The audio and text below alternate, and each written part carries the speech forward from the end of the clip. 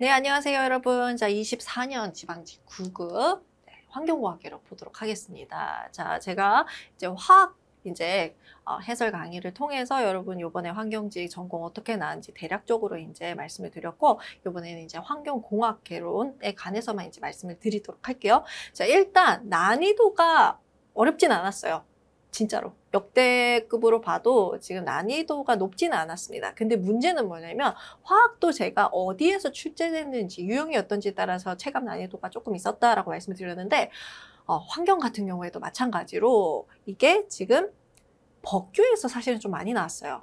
법규에서 세 문제가 나왔습니다. 연결된 문제가. 그러니까 법규를 버리셨던 분이라면 사실은 이번 시험이 조금 힘드셨겠다. 뭐 잘 찍고 못 찍고 그죠? 그 차이에서 좀 갈렸겠다 싶고요.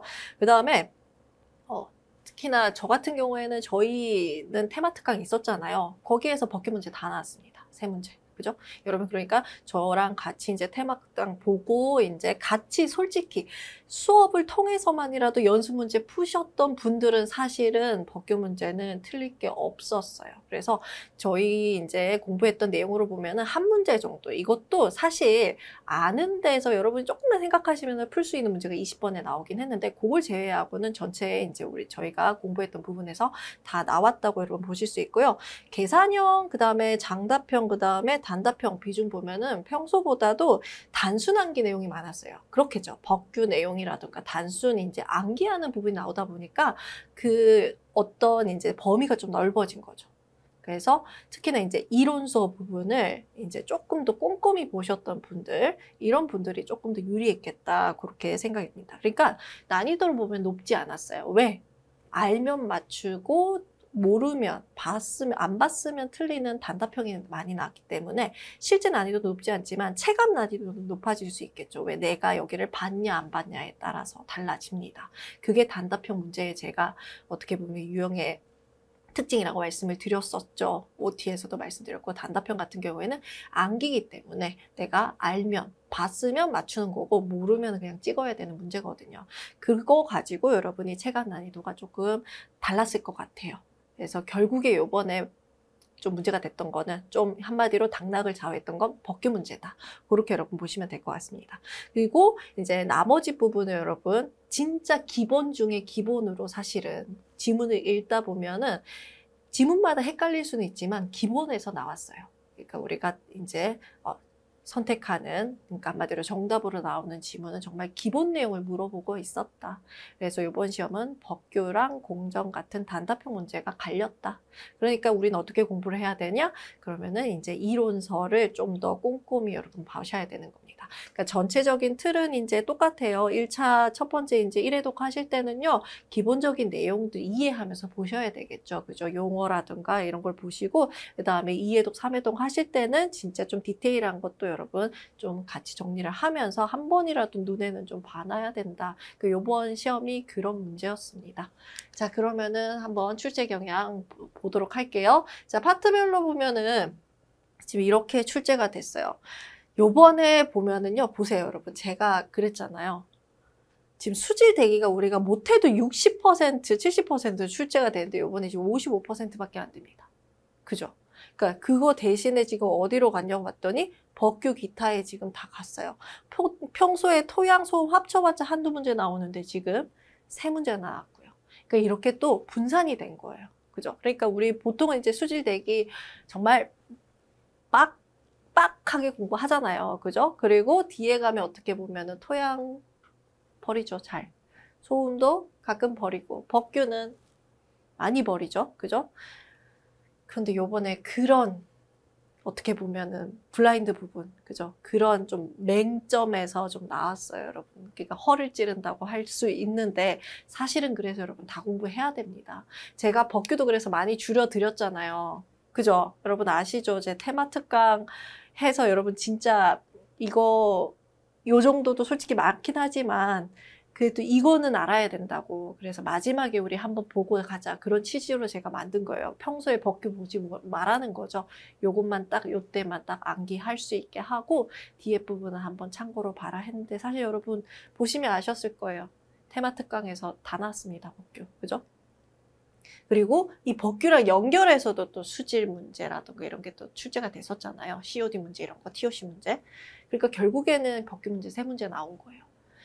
그래서 버리면 안 돼요, 여러분. 사실은. 그래서 법규는 우선순위는 좀 밀리지만 제가 끝에는 봐야 된다고 말씀드리는 게 이런 식으로 시험이 나올 수 있기 때문이에요. 이번에 진짜 법규 준비 안 하신 분들은 정말 좀 많이 속상하셨을 것 같아요. 자, 법규가 이렇게 많이 나오다 보니까 이제 계산형 문제가 줄어들고요. 단답형 문제가 많이 나왔다고 보시면 됩니다. 보통 평소에도 장답형 문제가 50% 정도 나오고 나머지 이제 단답형 계산형 나뉘는데 보통은 장계단 순서로 나왔다면은 이번에는 법규 문제 많이 나오면서 단답형이 대거 많이 나오게 됐습니다. 자, 그리고 난이도 보시면 난이도 이게 단순 암기잖아요. 그러니까 난이도 하가 많았어요. 근데 실제로 보면 여러분 내가 법규 문제라던가 이런 거 암기 문제, 단답형 문제는 내가 봤냐 안 봤냐에 따라서 체감이 확확 갈리기 때문에 우리 객관적인 난이도로 보면은 이제 단순 암기가 많았기 때문에 하지만 사실은 여러분이 봤냐 안 봤냐를 가지고 내가 안 본 부분에서 많이 났다 그러면 체감 난이도 확 올라가는 겁니다. 그래서 요번에 환경 같은 경우에는 제가 얘기 들어보면은 그렇더라고요. 어려웠어요. 화학이 오히려 쉬웠고 환경이 훨씬 더 어려웠어요. 이러신 분들은 대부분 이제 외워야 될 부분을 좀 버리신 분들이 있었고, 그리고 이제 환경이 쉬웠다고 하시는 분들은 좀 빠짐없이 본 분들이다. 좀 더 이제 이론서 같은 것들도 디테일하게 구석에 있는 것까지도 한 번이라도 보셨던 분들은 조금 나아졌을 것 같습니다. 그래서 여러분 사실 그래요. 문제 어떻게 나올지 아무도 모르는 거예요. 이렇게 나올지 여러분 아셨어요? 수질 대기가 60%도 안 나올 줄 우리 몰랐거든요. 그죠? 근데 이렇게 나올 수 있다는 겁니다. 그러니까 어떻게 공부해야 되고 할 수 없어요. 우리는 다 볼 수밖에 없어요. 근데 우선순위는 있어야 되죠. 대체적인 경향성은 있잖아요. 수질이 아무리 못 나와도 55%는 나오잖아요. 그러니까 여기를 버릴 수가 없어요. 우리는. 그리고 다 버리면 안 됩니다. 보긴 다 봐야 되고요.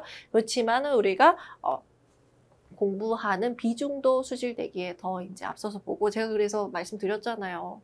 우리 법규 이제는 봐야 된다고. 테마 특강에서 법규 많이 한꺼번에 봤던 이유는 이해를 할 건 없단 말이에요. 그죠? 근데 외워야 될 게 많으니까 제가 모아드렸죠. 그것만 이제 보면은 거기서 다 나온 거 여러분 이번에 확인 하셨을 거예요. 진짜. 그러니까 이것도 버릴 수 없습니다. 자, 일단 지방시 환경공학개론은 이렇게 나왔다는 걸 보시고 문제 한번 봅시다. 야, 물환경 보전법상 점오염은 비점오염. 이거는 법규 문제 같지만 사실은 제일 처음에 우리가 수질에서 배우는 점오염은 비점오염은 구분하는 문제입니다. 그죠? 자, 그래서 수질 문제 나왔습니다. 자, 옳은 거 봅시다. 자, 이거 보니까 진짜 점오염은 비점오염은 구분해요. 그죠? 우리 점오염은 어떤 거예요? 한마디로 관거 통해서 들어가서 하수처리장 들어가는 애들. 근데 비점오염은 이게 어디서 나오는지 우리 컨트롤 안 되는 애들. 그죠? 기억나시죠? 파악 안 되는 애들. 어디서 어떻게 나오는지 모르는 애들이라고 했어요. 그래서 농지에서 나오는 거 빗물에 씻겨서 그냥 내려가잖아요. 그러니까 얘는 뭐 비점오염은. 도시도로 산지도 비점오염은. 그죠? 빗물에 다 씻겨서 그냥 어디로? 광고로 들어오는 거 아니죠? 그 다음에 3번 폐수처리 시설 요거 관로로 들어오니까 이건 점오염원이죠. 그 다음 4번 비점오염은 불특정 장소에서 불특정 화학오염물질 배출하는 거. 이게 물환경 보전법상 비점오염원의 정의입니다. 그죠? 그래서 4번이 정답이 됩니다. 그래서 이 문제는 점오염원, 비점오염원 구분하는 문제가 되겠어요.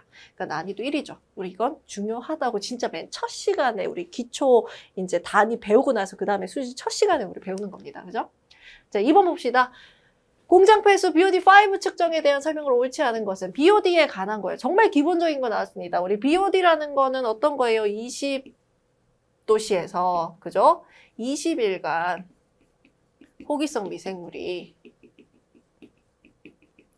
20도시에서 20일간 이제 호기성 분해를 해서 소비하는 산소량이잖아요.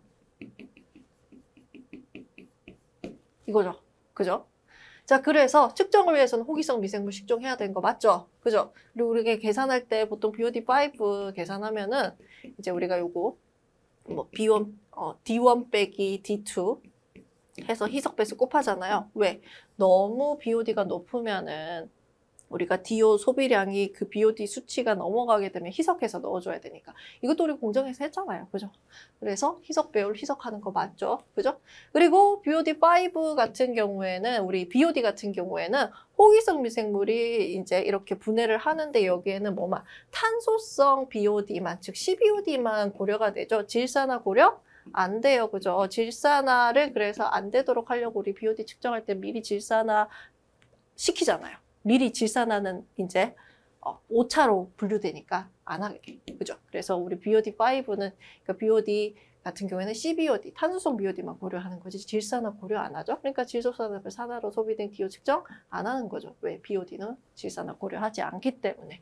이것도 우리 했어요. 그죠? 그래서 정답이 3번이 됩니다. 그래서 이거 기억나세요, 여러분? 이게 CBOD 있고 여기서 이제 우리 MBOD 배웠었잖아요. BOD 할 때. 그죠?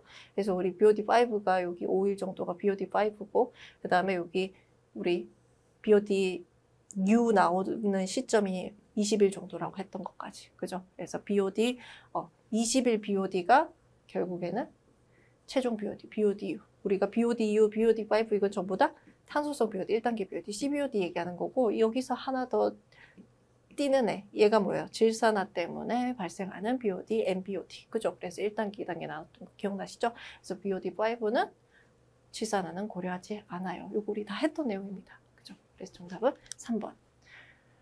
난이도 1이에요. 3번 봅시다. 부영양화가 증가하는 원인. 부영양화 증가 원인은 뭐예요? 영양염류, 질소랑 인 때문이에요. 우리가 얘를 영양염류라고 하는 거죠. 그래서 원이 아는 거 찾으래요. 자, 영양류 유입, 질소인 유입 같은 말이죠. 인간 활동에 영양물질 유입, 이거 전부 다 이거 들어오거든요. 그러니까 얘네 셋은 전부 다 이 원인이에요. 근데 체류 시간이 감소하는 거 이거는 상관없죠. 그죠? 그래서 1번이 정답입니다. 진짜 말만 바꿨어요, 이 문제는. 그게 난이도 1문제입니다. 자, 4번 봅시다. 자, 폐기물 발생하기 위해서 최우선으로 고려해야 될 거 딱 나오면 여러분 뭐예요? 우선순위, 폐기물 우선순위. 네, 감량합니다. 폐기물이 먼저 발생하기 전부터 줄이는 게 중요하죠. 그죠? 그 다음에 이제 재이용하고 재활용하고 에너지 회수하고 그다음 제일 안 되면 소각하고 매립하는 거잖아요. 그죠? 그래서 봤더니 발생 억제 및 최소화 이게 바로 감량화에 해당하는 내용이죠. 그죠? 그래서 정답이 3번이 됩니다. 자, 5번 봅시다. 해양 유류오염 발생 시 방제 조치로 옳지않은 것은, 자, 이거는 진짜 해양 경찰청 시험에서 나올 만한 문제인데, 요번에는 이제 지방지 시험에서 나온 겁니다. 우리 이것도 공부 이미 했어요. 유류오염 간에서 정리를 한 내용이에요. 자, 방제 조치. 자, 기름이 이제 퍼져 나가면은 이거를 오일 펜스 쳐서, 울타리 쳐서 막는 거, 이게 오일 펜스, 확산을 방지하는 거고, 그 다음에 펌프를 가지고 기름을 회수하는 거, 유해수기, 그 다음에 우리 유흡잡제 혹은 흡수포라고 하는 거 기름을 이제 기름종이처럼 흡착하는 거, 그 다음에 유화제 그러면 기름을 분해시켜서 더 작게 만들어서 이제 없애는 거고요. 그다음 응집제 그러면 기름을 이제 뭐 하는 거예요? 더 큰 덩이를 만들어서 이제 밑에다 가라앉히는 거.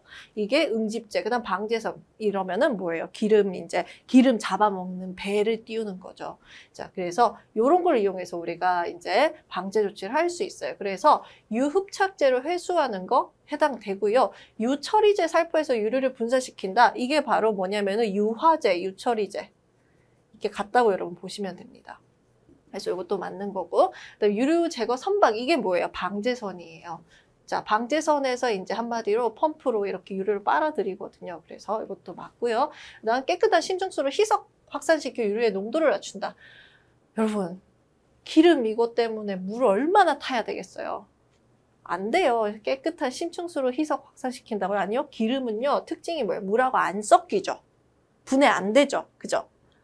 물에서 쉽게 분해 안 되죠. 그러니까 위에 이렇게 물 이제 표면에 있단 말이에요. 해수 표면에 있잖아요. 그러니까 이것만 걷어들이면 되죠. 이거를 자칫 잘못해서 막 교란시켜 버리면 오히려 다 더 퍼져나갑니다. 그래서 4번이 정답이 되는 거예요. 그래서 우린 이거 이미 했기 때문에, 그죠? 이미 알아요. 4번 정답입니다. 자, 6번 봅시다. 자, 이것도 수질 문제지만 수질오염 지표랑 관련된 결국에는 이게 법규 내용하고도 연결되는 법규 연결 문제입니다. 자, COD, TOC에 대한 내용으로 옳지 않은 것은 그랬어요. 1번, TOC는 유기물의 탄소량을 CO2로 전환해서 진행한다. 우리 배웠잖아요. TOC는 어떻게 하는 거예요? 태워요. 그죠? 우리 뭐 900도씨에서 이제 태워갖고는 그걸 적외선 분석기로 CO2 발생하는 CO2 양을 하면 거꾸로 이제 거기서 탄소량 얼마인지 알 수 있잖아요. 그죠? 그거 하는 거죠. 그래서 맞는 말이고요.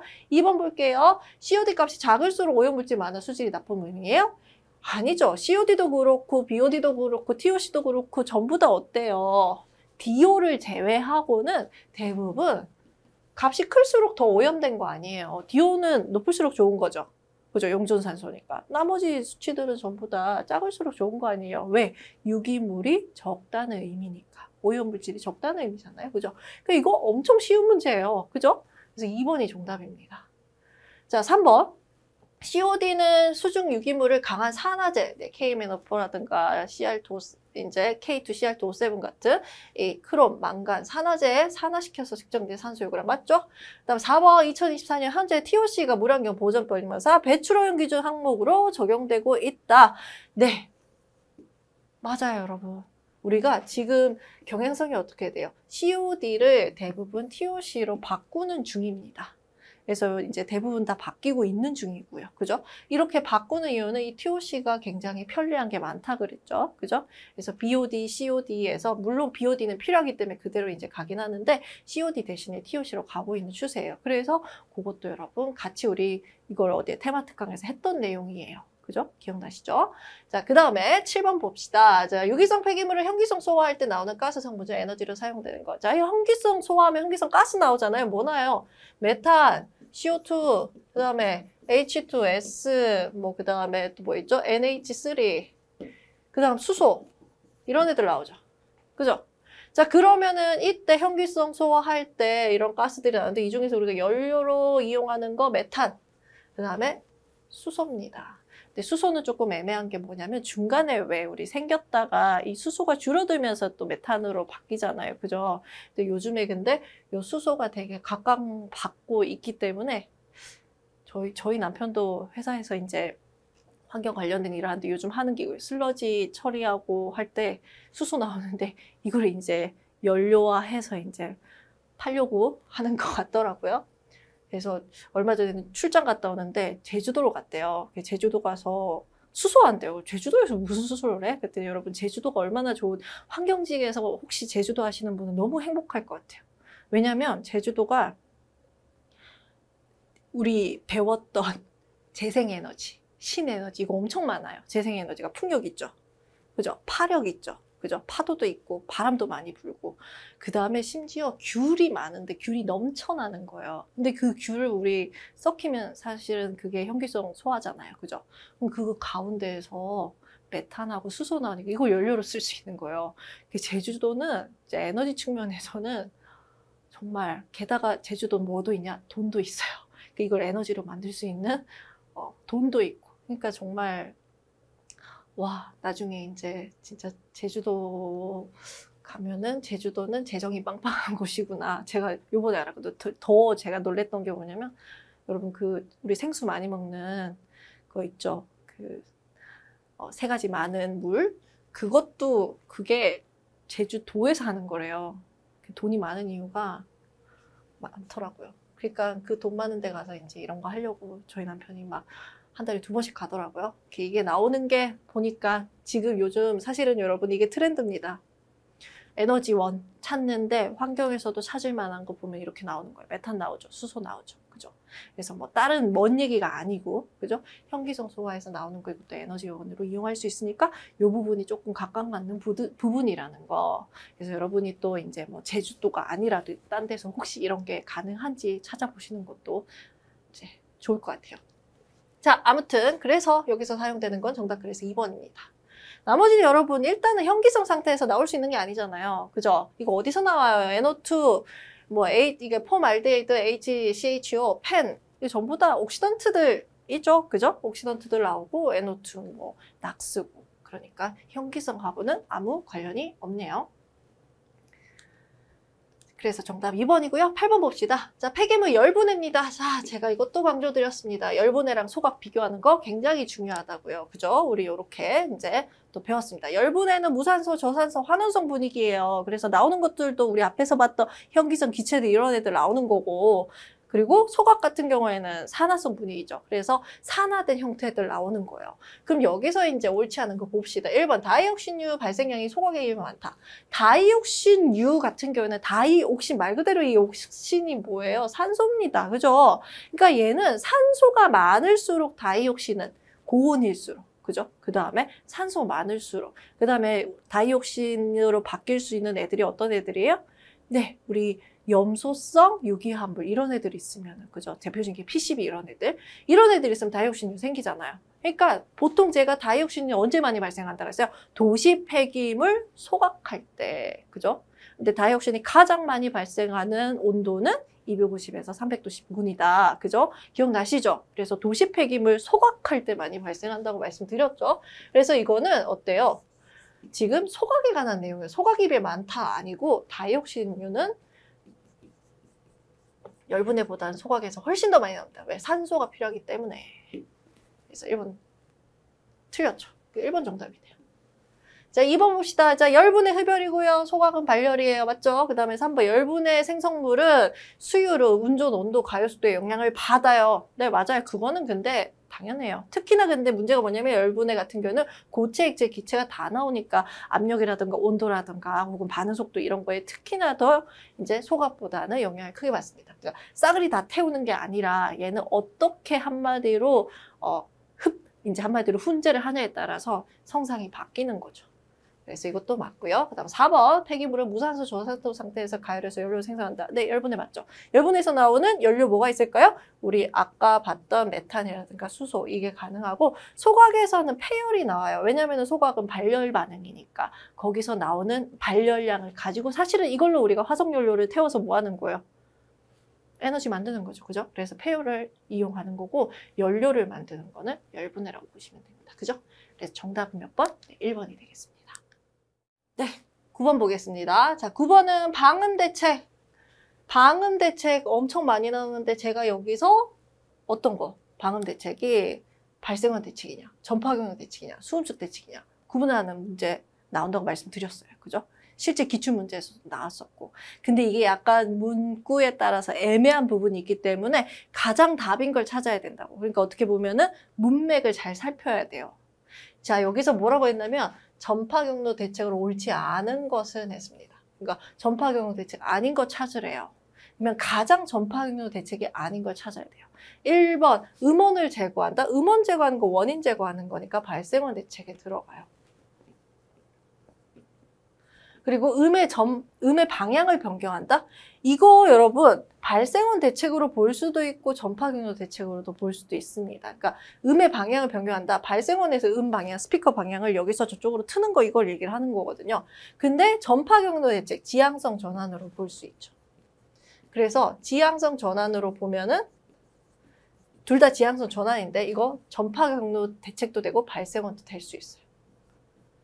경우에 따라서는. 근데 여기서는 이제 전파경로 대책이겠죠. 그 다음 3번 발생원과의 거리를 멀리한다. 이게 거리감세거든요. 그래서 전파경로 대책으로 볼 수도 있고 발생원의 이제 거리를 멀게 하는 거니까 발생원 대책으로도 볼 수가 있는 거예요. 그래서 여러분 이렇게 속할 수 있는 게 있으니까 사실은 문맥을 살펴야 됩니다. 4번 방음벽 설치한대요. 이거는 뭐예요? 전파경로 대책에 들어가는 거죠. 그래서 전파경로 대책으로 옳지 않은 거는 1번이 정답이에요. 가장 아닌 거 찾으니까. 그죠? 중복될 수 있는 게 있지만. 그래서 여러분 이런 식으로 좀 대체적으로 발생원 대책은 발생원에서 뭔가 소리를 줄이는 거고 수음축 대책은 소리 듣는 측에서 뭔가 소리를 줄이는 거고 전파경로 대책은 그 사이에서 뭔가 소리를 끊어주는 거다. 그죠? 그렇게 보시면 되는데요. 이런 식으로 문제가 보세요. 겹칠 수 있어요. 그러니까 가장 답인 걸 찾으셔야 되는 겁니다. 그래서 저 여기선 정답 1번이 되는 겁니다. 자, 10번 봅시다. 자, 이거 정말 제가 처음에 말씀드렸던 이론서에 있는데 이론서에서 조금 여러분이 소홀할 수 있었던 그런 짜투리 문제라고 보시면 돼요. 우리가 소음은 배우지만 사실은 진동가속도는 그냥 읽어보세요. 제가 사실 그렇게 했어요. 그래서 진동가속도의 지금 단위를 물어봤거든요. 그죠? 우리가 진동가속도 단위 겔이에요. 그래서 얘 같은 경우에는 단위가 뭐 이제 얘가 진동가속도 단위가 여기 보시면은 여기 책에 그대로 나와 있는 거죠. 센티미터 세크 제곱입니다. 그래서 정답이 몇 번? 1번이 돼요. 그래서 여기까지 우리 다 공부했어요. 근데 간과할 수 있지만 그죠? 여기까지는 여러분죠 봐주셔야 될 문제였습니다. 그래서 이거는 알면 맞추고 모르는 틀리는 단답형 난이도 1짜리 문제가 되겠습니다. 자, 11번 봅시다. 자, 경도에 대한 설명을 옳지 않은 거죠. 경도는 중요하죠. 그죠? 자, 1번 경도가 큰 물은 자, 경도가 큰 물이 경수라고 합니다. 그죠? 스케일이 많이 생겨요. 그죠? 스케일 많이 생기면 경도가 높으면 스케일 많이 생겨서 파이프 막힐 수 있어요. 맞아요. 자, 2번 경도가 50mg/L as CH 이하의 물을 경수라고 하나요? 이거 우리 배웠죠. 그죠? 우리 75 이하면 연수라고 하고요. 그 다음에 경수는 150 이상입니다. 150에서 300 경수, 300 이상이면 고경수. 그죠? 연수를 단물, 한국말로. 그죠? 경수는 센 물. 그래서 물의 세기, 하드니스, 물의 경도 이렇게 얘기하잖아요. 그죠? 그래서 이거 틀렸죠?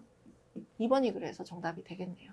자, 경도는 어떤 거예요? 우리 수중에 이제 2가 이상 양이온, 특히나 칼슘 2+, 마그네슘 2+ 이런 애들을 같은 당량의 mg/L CH3로 단위 환산한 걸 얘기를 하죠. 그래서 3번 맞고요. 4번 알칼리도가 총경보다 작을 때 탄산경도는 알칼리도랑 같다. 자, 요거 제가 총경도는 탄산경도랑 비탄산경도로 이렇게 돼 있는데 우리 탄산경도인지를 알려면은 알칼리도 크기와 총경도 비교해야 된다고 했어요.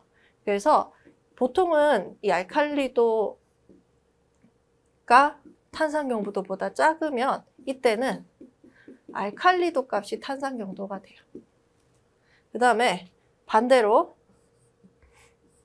알칼리도가 훨씬 더 크면 이때는 그냥 전체 경도가 전부 다 뭐랑 같아요? 탄산경도 되는 거예요. 이거 우리 했었죠, 그죠? 그래서 알칼리도가 총 경도보다 작을 때는 탄산경도는 알칼리도랑 같아요. 맞죠? 그래서 정답은 2번이 됩니다.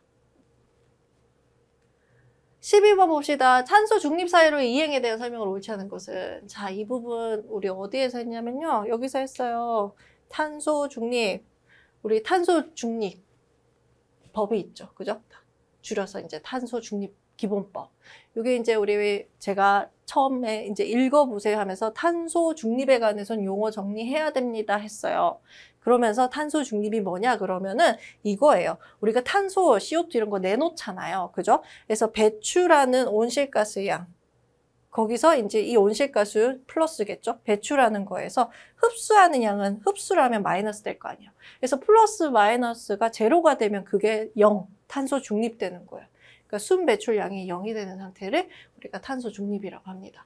그래서 탄소 중립 사이로의 이행이라고 하면은 탄소를 이제 CO2, 우리가 화석연료를 태우면서 발생한 CO2를 온실가스가 되겠죠? 그거를 그만큼 더 포집하고 줄이는 거예요. 그래서 온실가스를 흡수 제거하는 거 탄소 중립 맞아요. 연결되는 거죠. 그죠? 그리고 3번 탄소 순 배출량 0으로 하는 거 이게 목표예요. 그래서 탄소 중립입니다. 플러스 마이너스 아니고 0 되는 거.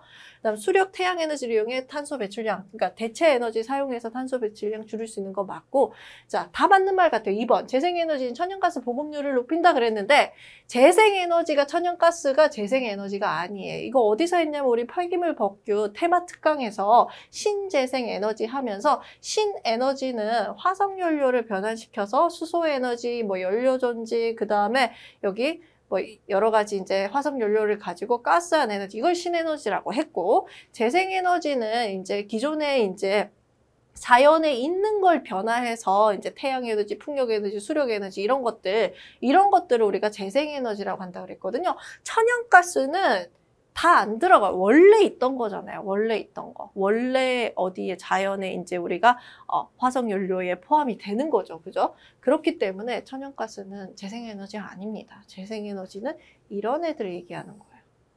이런 애들. 그죠? 그래서 여기 보세요. 딱 명시돼 있어요. 석유, 석탄, 원자력 또는 천연가스가 아닌 에너지. 그 밖에. 그러니까 그래서 2번이 틀린 겁니다. 여러분 보세요. 테마 특강 보셨으면 여러분 이거 맞추셨어야 돼요. 제발. 그죠? 말이 어려운 게 나올 수 있지만 사실은 보세요. 지문에서 여러분 요구하는 건 되게 기본적인 내용이잖아요. 그죠? 그래서 정답이 2번이 됩니다. 근데 이 내용을 안 보셨다면 난이도 높겠죠. 보셨다면 낮을 거고. 왜? 사실 단답형 문제이기 때문에 그렇습니다. 그래서 정답 2번이고요. 13번 봅시다. 자, 함량유 화석연료의 완전 연소래요. 완전 연소되는 형태로 1차원 물질 뭐냐 그랬습니다. 자, 우리가 탄소가 완전 연소되면 뭐 돼요? CO2 되죠. 수소가 완전 연소되면은 H2O가 나올 거고요. 황이 완전 연소되면은 네, SO2 나올 거예요. 그죠? 질소가 완전 연소되면 NO, NO 나오겠죠. 그죠? NO, NO2. 근데 이거는 우리가 왜 연소 반응에서 안 쓰죠? 질소는 뭐가 아니기 때문에. 발열량을 낼 수 있는 연료가 아니에요. 얘는 그냥 공기 중에 있는 애가 따라 들어와서 될 뿐. 연료로 이용할 수 있는 건 우리 이제 발열량이 나올 수 있는 가연분 요 세 가지잖아요. 그죠? 그래서 그거 중에서 황합류라고 했기 때문에 정답이 몇 번? 1번이 되는 겁니다. 그죠? 1번 정답. 14번 봅시다. 자, AFR 부피 기준이에요. 이것도 우리 했습니다. AFR 어떻게 해요? 자, 일단 에틸렌. 완전 연소 반응식을 만들어야 되겠죠. 탄소가 2개니까 CO2 2개, 수소가 4개니까 H2, 절반 H2 나옵니다. 그래서 산소 개수를 맞추니까 여기 3이 되네요. 자, 그럼 AFR은 부피 기준으로 보면 AFR이 뭐예요? 에어 퓨어 레이쇼잖아요. 그죠? 밑에는 연료. 그러니까 부피니까 몰수예요. 그죠? 부피 몰수 비례하기 때문에. 그래서 혹은 뭐 부피비 해도 상관없어요. 연료분에 이제 우리 어떤 거예요? 사용한 공기의 몰수비 혹은 부피비. 요거죠. 그러면 공기 중에 산소는 얼마 들어있으니까 21% 들어있으니까 이렇게 공기를 산소 나누기 0.1로 바꿀 수 있고 여기 연료가 1몰일 때 산소 몇 몰? 부피로 3몰이잖아요. 그죠? 그러니까 1몰일 때 3몰 이렇게 해서 계산하시면 되죠. 자, 그렇게 해서 계산하는데 우리 나누기 0.1 하는 것보다는 제가 나누기 0.21 나누기 0.23 우리 하는 거 이거는 2를 한 4점 얼마로 바꾸라고 말씀을 드렸어요. 0.23으로 나누면 한 4.3, 뭐 2, 요 정도라면, 그죠? 얘는 0.2라면 한 4.5 정도 그렇게 된다고 말씀드렸잖아요. 그죠? 그렇게 해서 여러분 계산하시면 됩니다. 그렇게 해서 계산했더니 얼마가 나오나요? 한 14점 나오죠. 그죠? 12, 3 나누기 0.21, 3 곱하기 한 0.423 하니까 여기서 보면 한 14 정도 나오니까. 그래서 정답이 몇 번? 3번이 되겠습니다. 15번 봅시다. 자, 이것도 계산형 문제입니다. 뻔한 계산형 문제. 저희 발열량, 그죠? 보니까 킬로칼로리 퍼 킬로그램, 그죠? 이에요. 그럼 저희 발열량 계산할 때는 저희 발열량은 고위 발열량에서 마이너스 얼마? 600의 9H 플러스 W, 그죠? 이렇게 계산하잖아요. 여기에 대입만 하시면 되죠. 근데 이때 제가 팁을 드린 거 퍼센트로 나오는데 원래는 여기 들어가야 될 게 퍼센트가 아니고 예를 들어 15%다 그러면 뭐 0.15, 그 다음에 뭐 10%다 그러면 0.1 넣어야 되는데 그냥 여기 공 두 개를 이미 지워버리고 시작하면 퍼센트 그대로 넣으면 된다 그랬죠. 그죠? 그렇게 하면 계산 쉽다. 설명드렸어요. 그죠? 그래서 여기다 대입을 하면은 3600 빼기 6. 자, H가 수소죠. 그래서 9 곱하기 10. 자, 퍼센트 그대로 나왔습니다. 그 다음 수분이 15니까. 이렇게 계산하네요. 자, 이거 계산하면 얼마예요? 105죠. 그죠? 자, 이것도 여러분 계산 쉽게, 이거는 그냥 계산이 좀 쉽겠네요. 그죠? 뭐 얼마인가요? 330인가요? 그죠? 그래서 계산하니까 70, 330이 아니고 630. 그래서 2970 나오나요? 그죠? 그렇게 해서 정답이 3번이 되네요. 16번 봅시다. 자, SV 진짜 중요한 것만 요번에 사실은 법규 제외하고서는 진짜 중요하다고 강조한 내용에서 여러분 다 나왔습니다. 장점 아닌 거 찾으래요. 이제 SV 어떤 거예요? 자, 땅에다가 이제 우리 파일을 박아요. 그 자리에서 처리하니까 인시추고요. 그죠? 그 다음에 우리 포화대, 불포화대 있으면 얘는 어디에? 불포화대에 설치를 하죠. 그죠? 그래서 불포화대, 포화대가 있는데 통기대 깊이에서 유용하다. 우리가 포화대, 불포화대가 뭐냐면 지하수위 아래로 넣으면 포화대고요. 지하수위 위로 이제 거기까지만 하면은 불포화대예요. 그러니까는 지하수위 위쪽은 어떤 걸로 볼 수 있는 거예요? 포화대라고 하면은 여기가 이제 공극에 뭐가 있어요? 기체가 있잖아요. 그죠? 공기가 있겠죠. 그래서 통기대. 이게 포화대는 이제 한마디로 통기대는 아닌 거죠. 그죠? 그래서 통기대 깊이에서 유용하다. 이거는 불포화되기 때문에 맞는 설명입니다. 현장 처리 가능하죠. 왜? 인시추니까. 그래서 이것도 맞고요. 다음 3번. 제거되는 물질의 일부는 활성탄으로 흡착할 수 있다. 자, 일단 요거는 여러분 세모.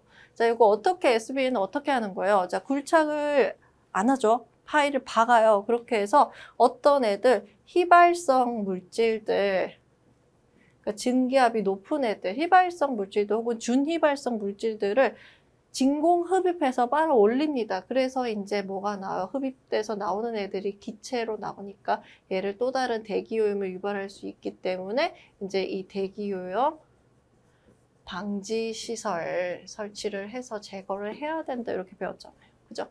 그래서 일부는 활성탄을 흡착할 수 있대. 일단 요거는 세모를 했어요. 왜? 우리가 배운 범위에서 약간 벗어났으니까. 근데 4번 봤더니 휘발성이 낮은 물질의 제거율이 높다. 아니죠. 휘발성이 높은 애가 훨씬 더 뭐가 잘 돼요. 진공 흡입했을 때 기체로 잘 빠져나오니까 이게 제거되기 쉽잖아요. 그죠? 그래서 제가 어떤 애들 증기압이 이제 높은 애들 주로 이제 BTX라든가 이런 애들 처리한다고 했잖아요. 그죠? 그래서 4번이 확실히 답이죠. 그죠? 그러면 3번은 맞는 지문 되는 겁니다. 1분은 활성탄을 흡착할 수 있겠죠. 나오는 게. 그죠? 근데 높은 물질이 제거 효율이 높지, 낮은 물질은 제거가 잘 안 됩니다. 그죠? 이게 SV의 기본이잖아요. 그래서 정답은 4번이고요. 자, 17번. 자, 법규 나왔네요. 수지 및 수생태계 하천의 생활 환경 기준 좋음 등급의 기준으로 옳지 않은 것은 이거예요. 우리 했죠? 그죠? 하천의 뭐 사람의 건강보호 기준, 그 다음에 생활환경 기준 했잖아요. 근데 이거 COD 같은 경우에는 지금 뭘로 바뀌었죠? TOC로 다 바뀌었습니다. 2015년 이후로 그거까지 이제 설명을 드렸었어요. 그래서 여기서 이제 우리가 좋음이면은 1B 등급인데 여러분 그렇게 해서 이거 외우기 힘들지만 힘든 부분이에요. 근데 이거 솔직히 이거 값만 잡으셔도 풀 수 있는 문제. 자, 봅시다. 보세요. TOC, 총 대장균군 이건 낮을수록 좋죠? 그죠? 근데 DO는 높을수록 더 깨끗한 거죠? 근데 어떻게 이하가 나올 수 있어요? 이상이 나와야지. 이거예요, 여러분. 그죠? 우리 제일 좋은 거 보세요. 제일 좋은 거 보면 다 낮은데 그래서 점점 밑으로 가면 높아지는데 DO는 반대잖아요. 왜? 제일 높은 게 좋은 거니까. 그래서 7.5 이상이고 여기 보면 좋으면 5.0 이상이에요. 그게 어디까지? 우리 보통까지 쭉 다 같아요. 그죠? 근데 여기 지금 여러분 이거 어떻게 보면 이렇게 내기는 조금 수치를 바꾸기에는 너무 또 문제가 이거 난이도 조절하려고 진짜 좀 문제 지저분하게 낸다 할 수 있으니까 이렇게 한 것 같아요. 이하가 나왔잖아요. 수치를 바꾸진 않았고. 그죠? 그래서 이거는 어떤 게 좋은 건지, 어떤 게 수질이 깨끗한 건지만 알면 사실은 좀 맞출 수 있는 문제라고 보여요. 근데 우린 공부를 하긴 했죠. 그죠? 물론 외우긴 쉽지 않았지만 대략적으로 제가 감은 좀 있어야 된다고 말씀드렸어요. pH라던가, 그죠? DO. 그죠? 어떤 게 이제 수치가 증가한지 감소한지 정도는, 그죠? 어느 정도지는. 그래서 정답 2번이 됩니다. 이 문제 그래서 조금 치사한 문제긴 해요. 이거까지 해야 되냐 할 수 있지만 그만큼 중요한 부분이라는 거. 인제는 정말 이거 다시 나오면 틀릴 사람이 없게 여러분 좀 보셨으면 좋겠어요. 근데 여기서는 이걸로 나왔거든요. 이상이 맞는데. 그래서 정답 2번입니다. 자, 18번 이건 여러분 반드시 맞추셔야 되죠. OTP 크기. 그죠? 우리 이거는 수도 없이 봤잖아요. 그죠? 그래서 정답은 몇 번? 네, 4번이에요. 볼 것도 없죠. 한론 제일 커요. 이제 번호 갖고도 이제 한론 번호 갖고도 장난친 것도 아니고 엄청 난이도 쉽게 나온 겁니다. 그죠? 그래서 정답은 4번입니다. 자, 19번. 자, 이게 구석에 있어요. 구석에 있는 문제. 그러나 우리는 지금 이게 제 교재에 있는 거죠. 그죠? 대기에 우리 악취에서 악취 판정도 나옵니다. 기준은 노말 뷰타놀 농도를 가지고 0일 때 악취 강도 0, 무치. 근데 이것도 참 정말 디테일하게 나왔다라는 얘기가 나와요. 자, 봅시다. 옳은 거. 노말 발레르산 아니죠? 노말 뷰타놀 농도를 가지고 사용을 했고요.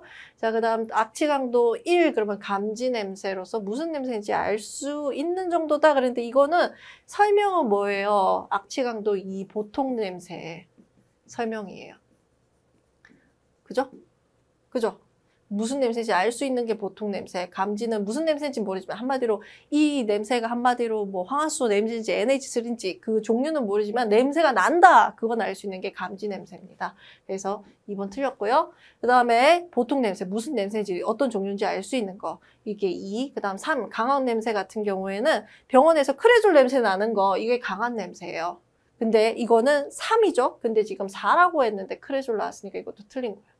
그래서 크레졸은 3이고 악취 강도 4는 극시강 냄새. 그래서 재래식 화장실 여름에 엄청나네요. 그 다음 액취 강도 5 같은 경우는 참기 어려운 냄새, 호흡 정지될 것 같이 느껴지는 거. 이거 맞죠? 그래서 정답 4번입니다. 그래서 여러분 이거를 봤으면은 이 문제 맞췄고 안 봤으면은 틀린 문제. 그래서 제가 난이도 사실은 이것도 단답형 문제고 엄청 낮은 문제지만 사실은 이 문제 여기까지 여러분 보기가 쉽지 않았을 거다. 그래서 여기까지 안 보신 분들은 사실은 체감 난이도가 좀 높아질 수 있었을 것 같아요. 근데 보면 엄청 쉬운 문제, 그죠? 단답형 문제라서 정답은 그래서 4번입니다. 자, 20번 봅시다. 환경 오염도 조사에 적용되는 방법 중에서 산화하는 반응 이용하지 않은 것. 이 문제 힘드셨죠? 당황스럽잖아요. 그죠? 왜? 이런 문제가 어디 있었지? 그러나 여러분 우리는 산화하는 반응도 했고요. 산화하는 반응이 아닌 게 뭔지 화학에서 계속 했어요. 뭐가 산화하는 반응 아니에요? 산염기 반응, 중화 반응, 그 다음에 우리 이온들 만나서 앙금 생성되는 반응, 그 다음에 어떤 염이 이온화, 헬이 되는 반응. 이거 산화하는 반응 아니죠. 그죠? 그거예요, 여러분. 자, 그래서 보니까 pH 측정을 하는데 요거 유리막 전극전이라 그랬죠. 그러니까 전극전이니까 이건 산화하는 반응을 통해서 사실은 pH를 측정하는 겁니다. 알칼리도 측정은 중화적정이에요. 중화적정? 중화반응? 중화적정 뭐예요? 산이 있는데 연기 얼마씩 타갖고는 적정해서 이게 산이 얼마 있는지 아는 거 아니에요. 그러니까 중화적정은 산염기 반응, 이제 중화적정이잖아요. 산염기 반응이죠. 그러니까 산화하는 반응 아닌 거예요. 그래서 2번이 정답이 돼요.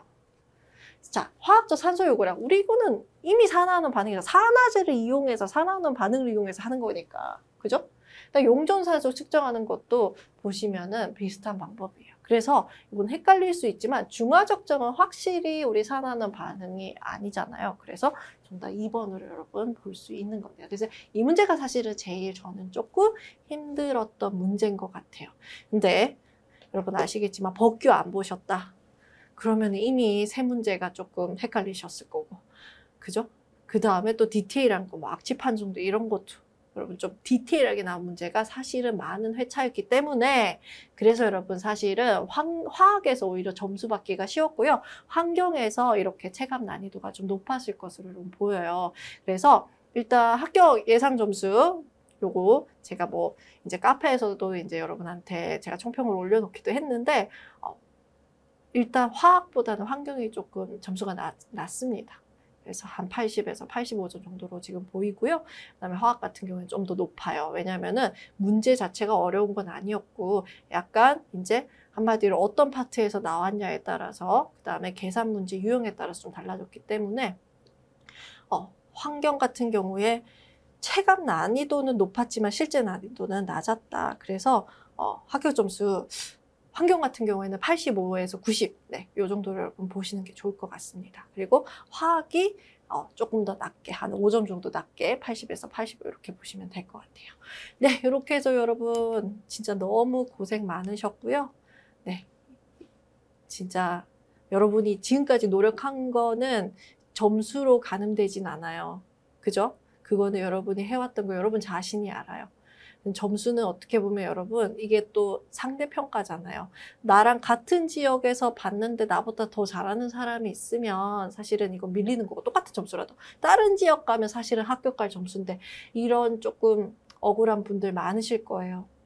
있을 수 있고 그것도 사실은 많습니다.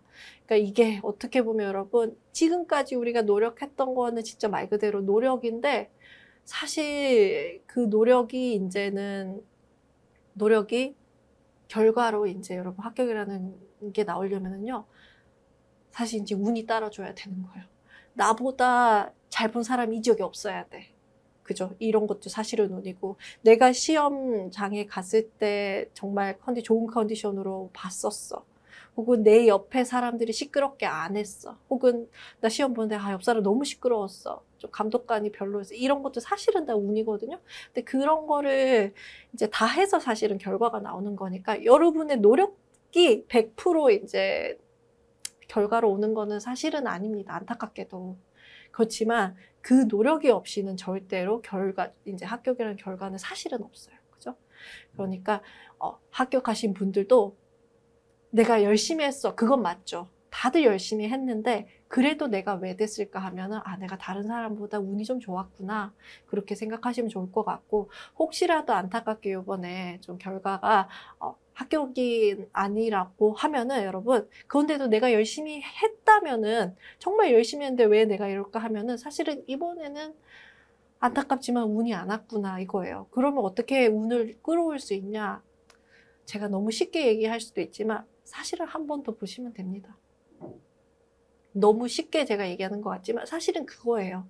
왜냐하면 내 노력이 부족하지 않았다면, 이거는 기회를 한 번 더, 한 번이 부족하다면 한 번 더 이렇게 하다 보면은 그게 여러분께 될 거예요. 그 운이라는 거는 사실은 노력 가지고 오는 건 아니기 때문에 제가 안타깝지만 그렇게 말씀을 드리고, 그다음에 혹시라도 내 노력이 부족해서 나는 점수가 많이 부족했다 하시면 여러분, 그건 또 방법이 있죠. 네, 또 공부 한번 이제 열심히 해보시면 되는 겁니다. 그죠? 그래서 이게 시험이 점수가 여러분 진짜 다는 아니고, 그죠? 그러니까 합격했다고 해서 이걸 자랑할 수도, 그죠? 왜? 난 운이 좋아서 된 거니까. 또 내가 합격이 안 됐다고 해서 여러분 노력이 헛되게 되는 거 아니라는 거 여러분 진짜 여러분한테 말씀드리고 싶고요. 그렇기 때문에 너무 결과를 가지고 내가 정말 나는 왜 이럴까가 아니라 다음을 또 한번 생각해 보셨으면 합니다. 이게 합격이든 아니든. 그렇게 여러분 진짜 말씀드리고 싶어요. 왜냐? 여러분 노력한 거 제가 진짜 너무 잘 아니까요. 네.